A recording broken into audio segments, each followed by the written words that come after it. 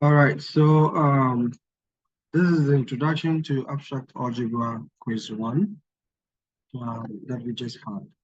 So this is all the questions that from the quiz. I put them all together and then try to solve them so that you can see how these questions are solved. Um, so in the first question, we have a mapping f from R to R, which is defined by f of x to the x plus square root of x squared. And this is equal to 2x. And this is bijective because you can check for injective and then for surjective. If you want to check for injectivity, you take f of x1 and then it should be equal to f of x2. And then you can say that this is 2x1 is equal to 2x2. And this gives us immediately x1 is equal to x2. And then we can also check for surjectivity. It means that if we have the function y, if we take y to be f of x, which is equal to 2x, then you can solve for, or as we popularly say, that you make x the subject in that case. And if you do that, then that gives you the inverse of the function, here. This is the inverse of the function, which means that it also exists. And in that case, you can easily say that the function f is bijective. And then we have another question that says f also is a function that maps from r without minus b to r without 1, which is defined as x plus f of x is equal to x plus a over x plus b, where x is not equal to b. And this is also bijective because you can actually check that the function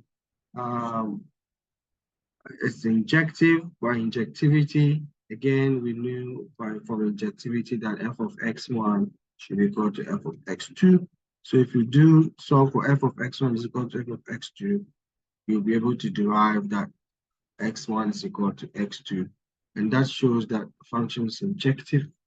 Then for surjectivity, again, if you consider y to be equal to f of x, which is equal to x plus a over x plus b, then you can write that your y is equal to an x plus b, y of x plus b is equal to x plus a, and then you can solve for x, and that means that eventually you can say that your f inverse of x is nothing but a minus bx over x minus 1, that x is not equal to 1. Of course, this is already in the mapping as well. And so this gives us the guarantee that a function is both injective and surjective.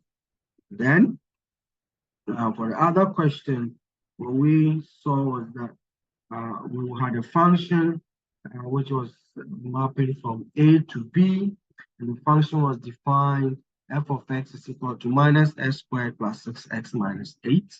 And this, you can actually simplify it into minus into brackets x minus 3 squared plus 1. If you do the sum of completing the squares, you'll be able to derive this case. And then, if you have such a function, you know that the maximum occurs at 3, but you can already see that such a function, so the maximum occurs at 3 means that the maximum is occurring here. We compute the maximum where the function there is 1. So this is 1. So we know that the function is having a maximum here. And then since this is a quadratic, so we can easily guess that the function behaves like this, right? And then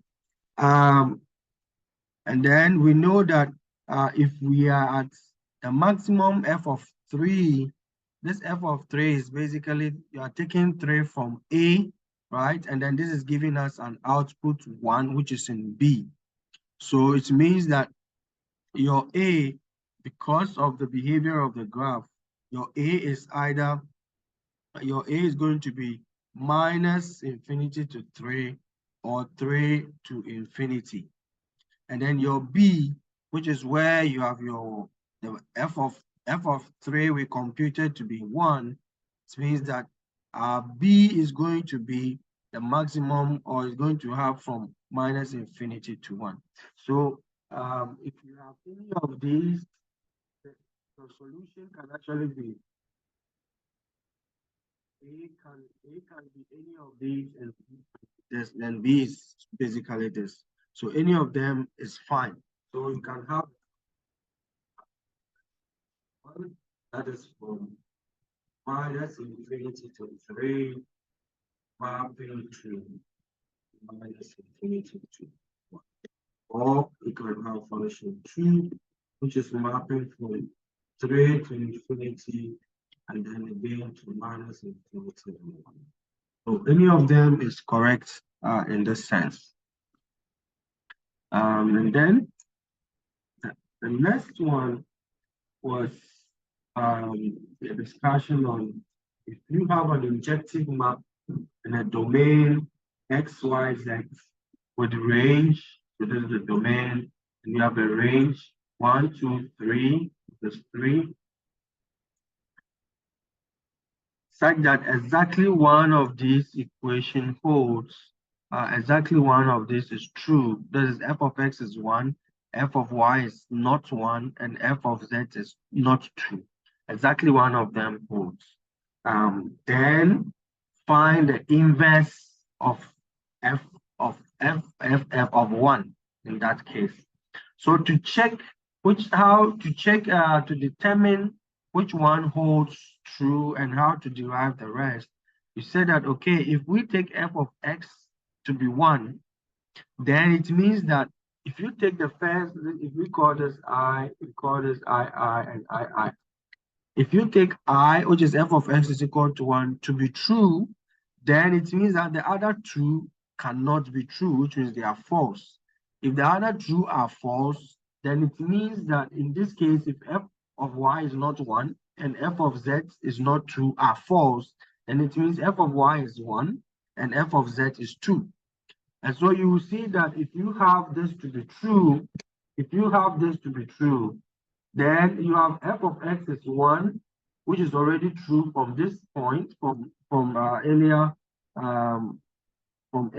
So we already have chosen f of x to be 1 to be true.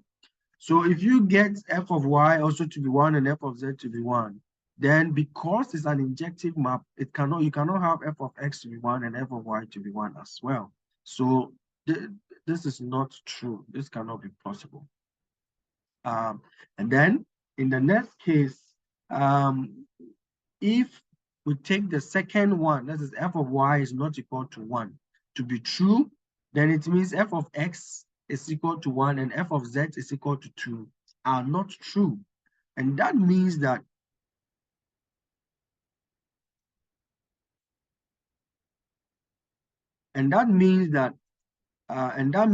you have if f of x is 1 and f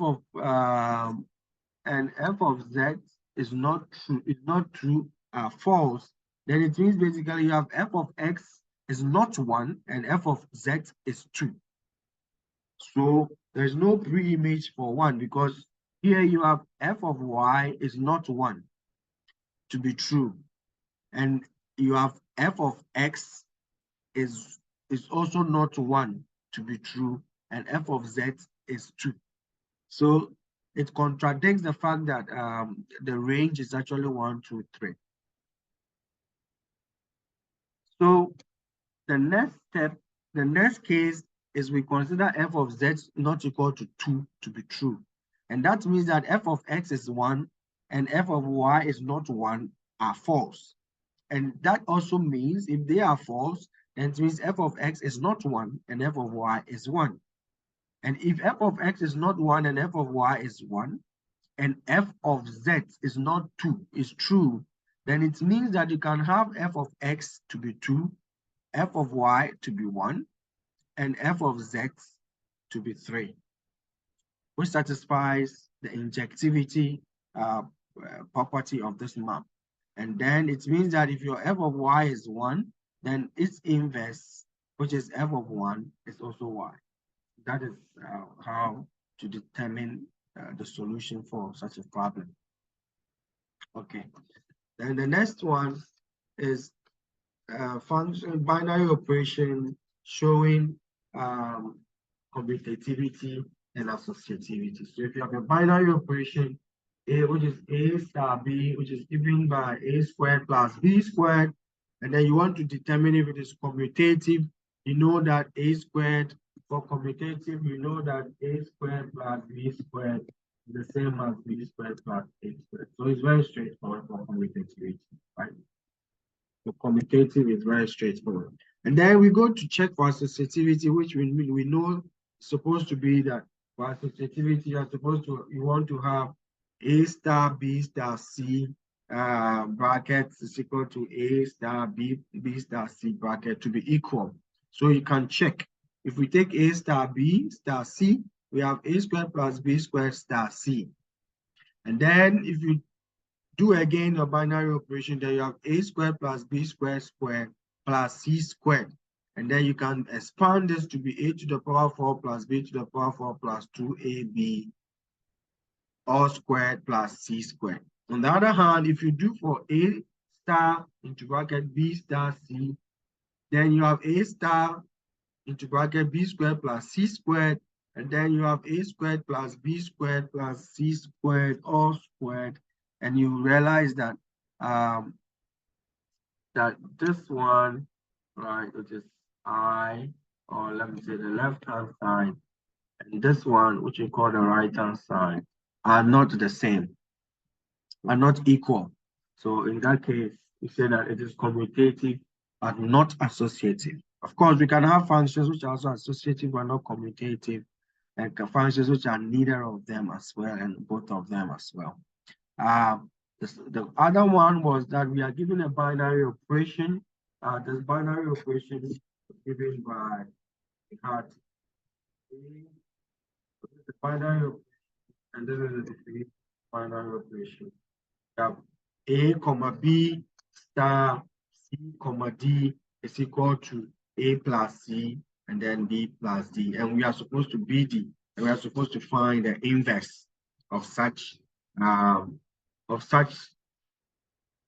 binary operation. So to find the inverse, you need to find the identity first. So the identity usually means A star E is equal to A. So in that case, identity means A comma B star E comma E is equal to A comma B, right? So, and then we have the definition of the binary operation. So A comma B star E comma E is equal to A plus E comma BE, and this is equal to A comma B. So we have A plus E to be A, and then BE to be B. We have A plus E is A, and then E is 0. Then we have BE is equal to B, and this means that E is equal to 1 in this case. So we have a binary, we have the identity 0 and 1. This is our identity in this case. So we have E comma E, and this is our identity in this case. Okay, so next is that we need to find the inverse. So that is the identity.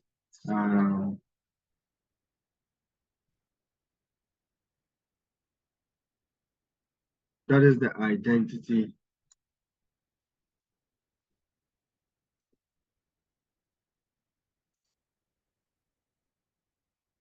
That is the identity.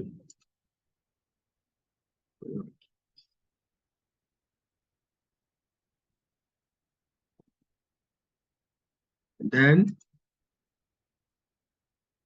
the next one is to find the inverse. The inverse, right? The inverse. So to find the inverse, you basically You basically have to take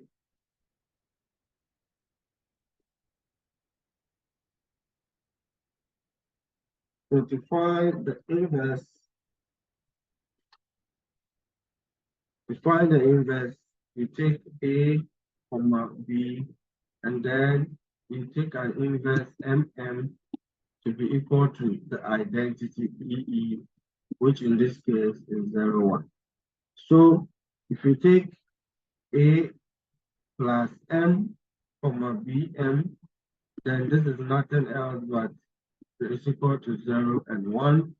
So if you consider the first part, then you know that from the first part, you have on the first part, you have A plus M is equal to 0. And this means M is minus A. And then from the second part, you have BM is equal to 1. And this means M is 1 over B. And this becomes the inverse. So your inverse is nothing but minus A. Your inverse is nothing but minus A and 1 over B becomes your inverse. Okay. And the eighth question is that if we have a set 1, 3, 5, 7, 9, then we are given the binary operation A star B is equal to AB mod 10, and we are asked to find identity.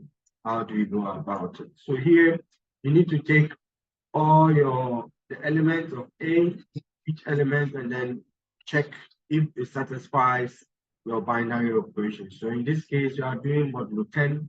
So if we take 1, and then so we just have to create a table of this form, which is 1,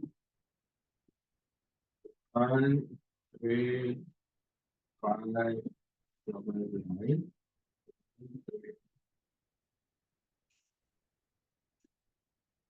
So you just have to check 1, 1, 1, 1, 3, 1, 5, 1, 7, 1, 9, and you immediately see that here everything that we do on 1, operating the binary operation on 1 gives us exactly what we are looking for. So the identity is actually 1. And then if we take another binary operation A star B, which is AB over 2, where AB are all in positive rational numbers, then we can check for the identity as well. And then the identity in this case,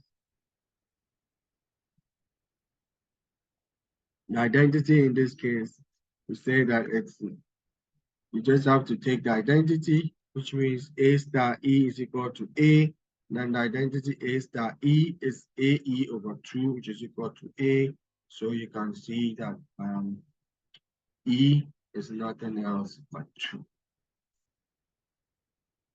Then we can check again if we have a binary operation A plus B, which is equal to AB plus 1. Can check if it is commutative. By commutative, it means A plus B and B plus A should be equal. And if we check here, we realize AB plus 1, BA plus 1, and they are equal, so it is commutative. Then associative, we can check as well. So for associative, we check that A plus B bracket plus C should be equal to A plus into bracket B plus C. And then in that case, if we do it, we realize that what we have as the left-hand side, and then this is the right-hand side. We realize here that the left-hand side is not equal to the right-hand side. So we say that it is not associative, but it is commutative. And then another question, an interesting one was if you have a set A and then you have a relation, can you tell if the relation is symmetric, reflexive, transitive in that sense? So here, if you have such a question, for instance, here if you have a set A, which is 1, 2, 3, and you have a relation R which is 1, 1, 1, 2, 1, 3, 2, 1, 2, 2, 1, 3, 2, 3, 3. And such a relation, example, you can say is reflexive. Reflexive because if you take one, if you want 1, 1, you find it in the relation. 2, 2, you find it as well in the relation. 3, 3, you find it as well in the relation.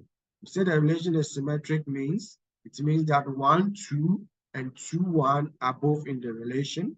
And then 1, 3, and 3, 1 are both in the relation as well. So such a relation, if you have it, you see that it's also symmetric. And then, of course, if you check for transitivity, it means that if you take 1, 2, and you take 2, 3, then you expect that 1, 3 should as well be in the relation. And if you check, we see that it's in the relation. So such a relation is straightforwardly an equivalence relation as well, because it is symmetric, reflexive, and transitive. So if you have a relation which is 1, 2, and 2, 1, then we can say on that set that this relation is only symmetric, but it is not reflexive. Reflexive means we should have 1, 1, have 2, 2 in that relation as well. So in this case, we don't have such a relation, such a pair in the relation, so it is not reflexive as well. It is not transitive. Then we had a question on universal relation. So a universal relation is a relation where every element of a set A is related to every other element of the set A. So basically, it's a Cartesian, the product, a Cartesian product. So that's a relation with every other element in there. So by definition, if we go back, the example that I just created here, in this case, you can see that every element here is related to itself. So this is actually a very good example of a universal relation. So universal relation, it means by definition that it's an equivalence relation as well. And then if you take, if you have a set of all lines in the XY plane, and then you take a relation such that it's the relation is parallel to, then we know that every line is parallel to itself by definition of a parallel line. And then also by symmetry, we know that if a line is parallel to another line, then so if I1 and is parallel to I2, then it implies I2 is also parallel to I1, where I1 and I2 are all sets of lines in the XY plane.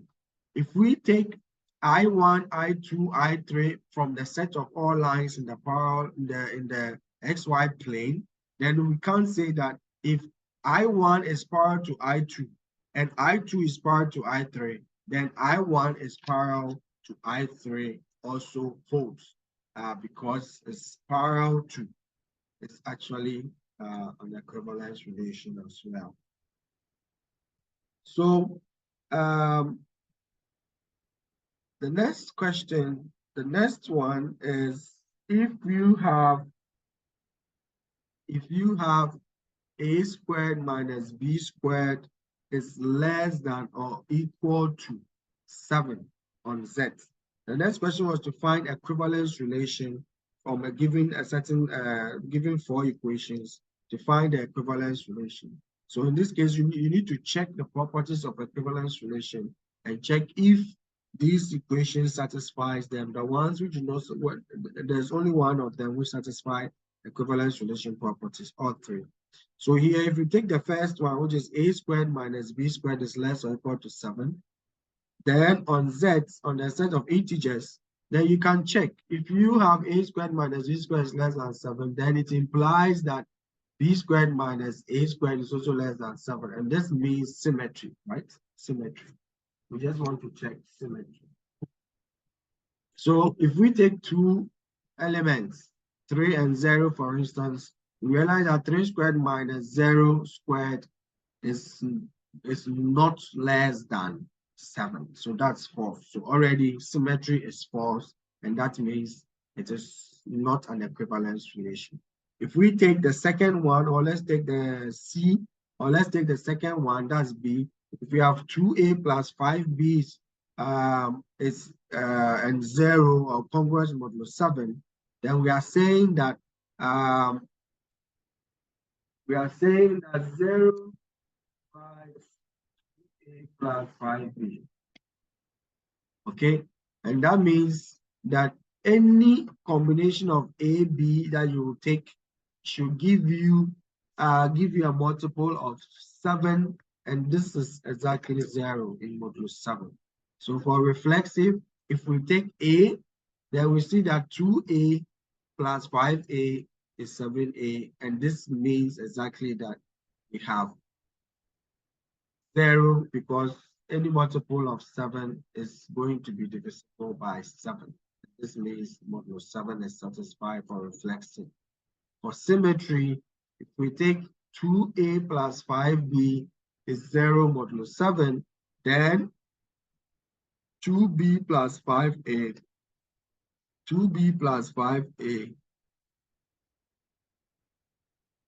is also congruence modulo is 0, and 0 are congruence modulo 7. And this is also true. For transitivity, we say that if we have 2a plus 5b is equal to 0 modulo 7, and we have 2b plus 5c is also congruence modulo 7, then 2a plus 5c is definitely congruence modulo 7. And this is also true as well.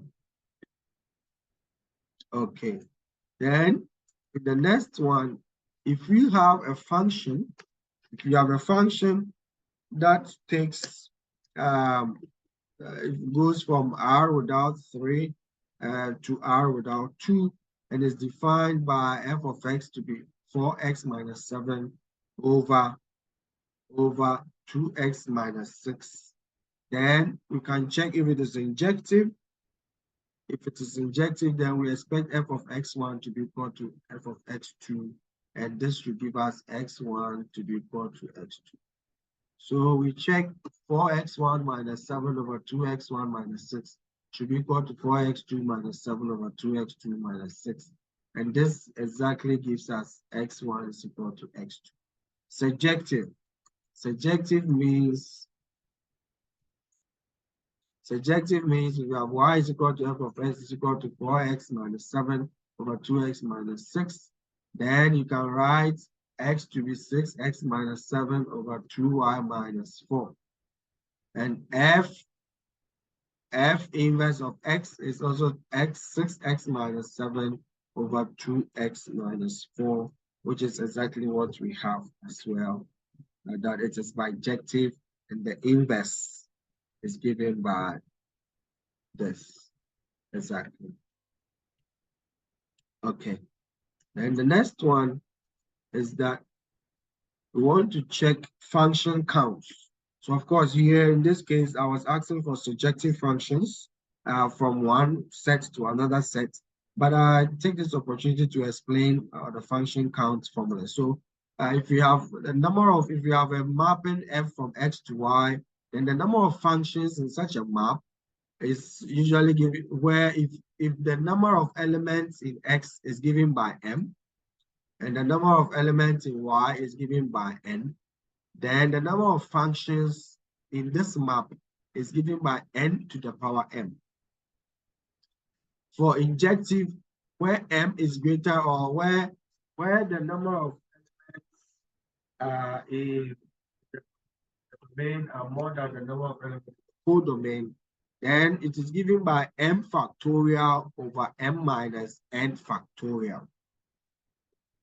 For surjective, if you want to check for surjectivity, the number of functions in the surjective map, then this is given by n to the power m, which is coming from the number of total functions, minus n combination 1 of n minus 1 to the power m, plus n combination 2, n minus 2 to the power m, plus all the way to n combination n minus 1 of 1 to the power m, basically.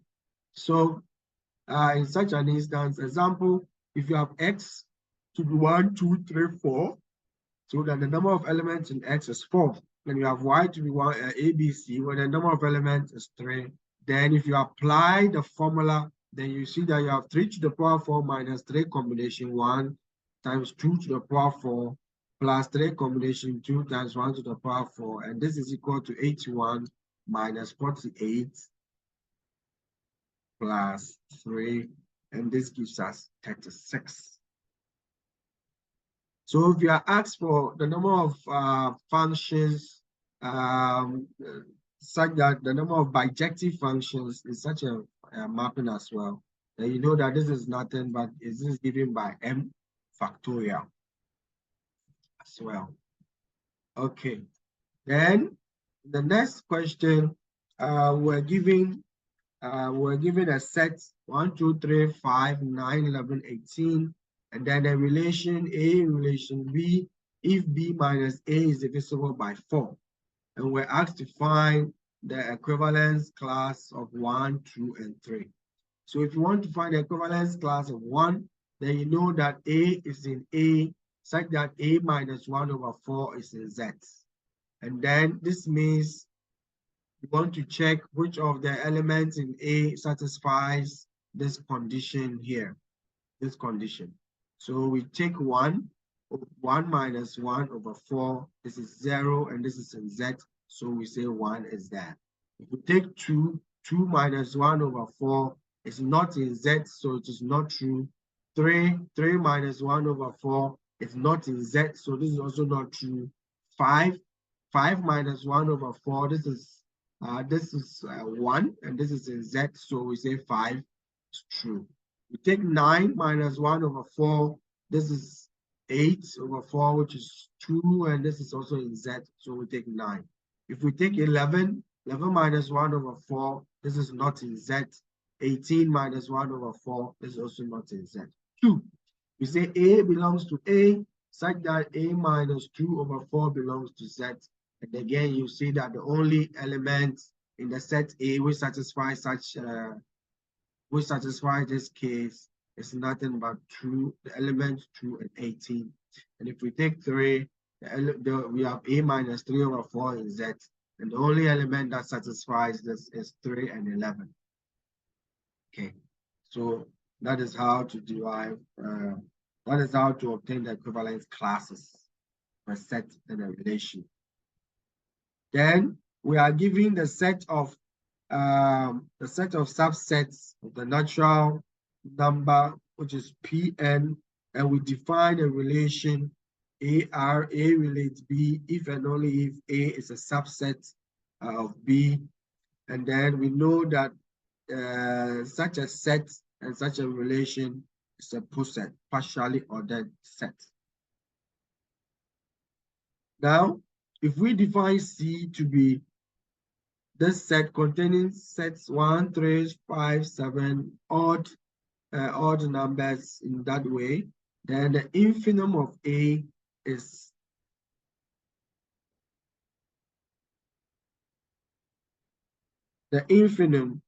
empty, and then the supremum is 1, 3, 5, 7, and so on.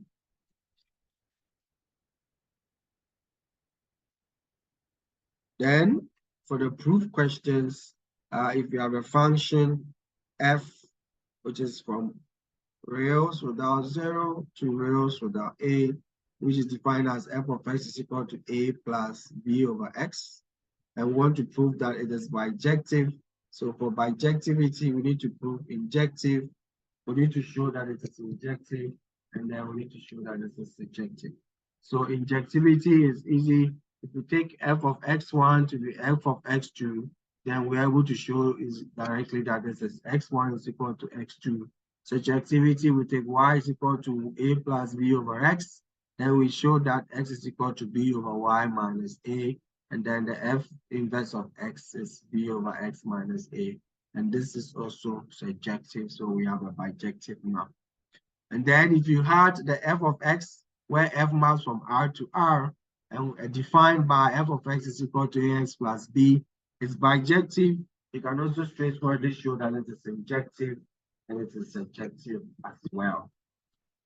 So you can see that to show for surjectivity and to show for injectivity, The technique is always the same. All you have to do is constantly to take, you have to check always for f of x1 to f of x2 for injectivity. Then for subjectivity, you must always find the inverse of f of x as well. And then one of the questions escaped me, that is if we have the number 14 where we had a set A, which was A, B, C, and then we're asked to find the equivalence relation A, B, C, and we're asked to find the equivalence relation, the number of different equivalence relations that can occur in such sets. So we see that if you have one, you take a relation one, you can have AA, you can have BB, you can have CC. So this is a relation that can occur, an equivalence relation, right? Equivalence relation. And then if we take two, then you have AA, you also have BB, you have CC, and then now you can take, right? You can take A and B and A and C, and this, and sorry, and B and A, symmetry. B and A also to be an equivalence relation, and then again you can have AA, you can have BB, you can have CC, you can have AC, you can have CA. Then four, you can again have AA, BB, CC, and then you can have BC, and then CB. So you see, we always create the fact that we have symmetry. Symmetry is very critical in this case. And then 5, we have again AA, we have BB, we have CC, we have AB, then we have AC, we have BA, we have BC, we have CA, and then also CB as well. So in all, we can have 5 equivalence relation on such a set. Okay, so